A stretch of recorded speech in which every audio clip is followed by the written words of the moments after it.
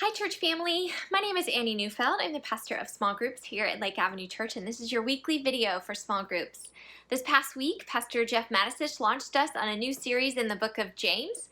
He began with James chapter 1, verses 2 through 8.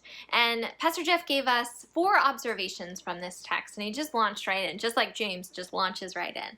And the first is that life is hard.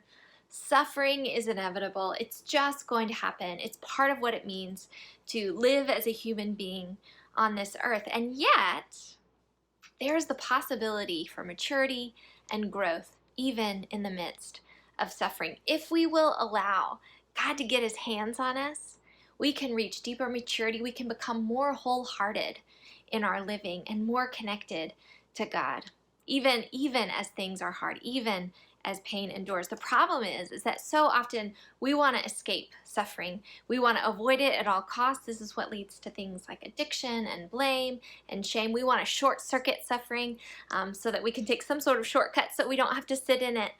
But it's actually sitting in the pain and allowing it to finish its work on us that leads us into these really deep places of maturity and growth.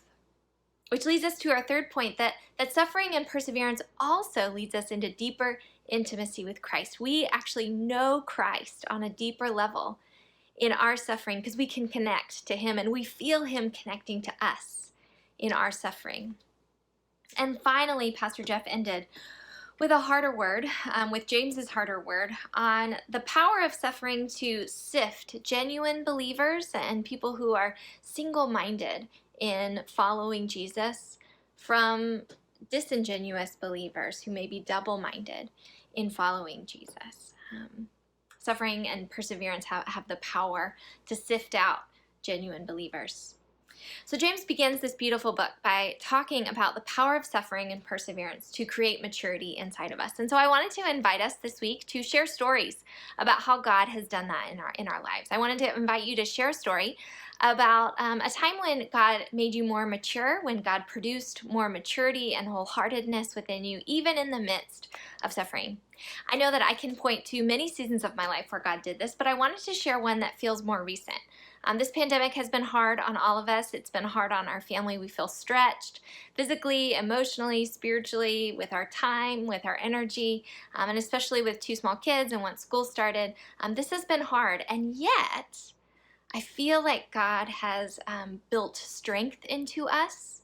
He has built faith into us. He's built maturity into us. When I think about the things that I worried about in February, the things that kept me up at night, the things that made me anxious or sleepless, I think I was so small-minded.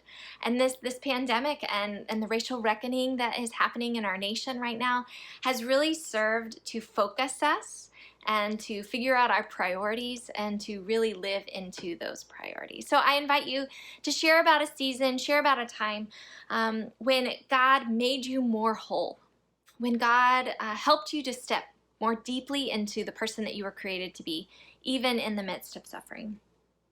Church family, James gives us a glimpse of the character of God right smack dab in the middle of this passage. In verse 5, James says that God is a God who gives generously to all without finding fault. And I pray that as you share these stories of God's work in your life, that you'd be able to trace the presence of this God who gives generously, that you would be able to trace the presence of this God who is gracious, who isn't finding fault with us, and that finding God, tracing God's presence in the past, in the present, would give you hope that this generous, gracious God could act for us and continue to make us more whole as we face trials in the future.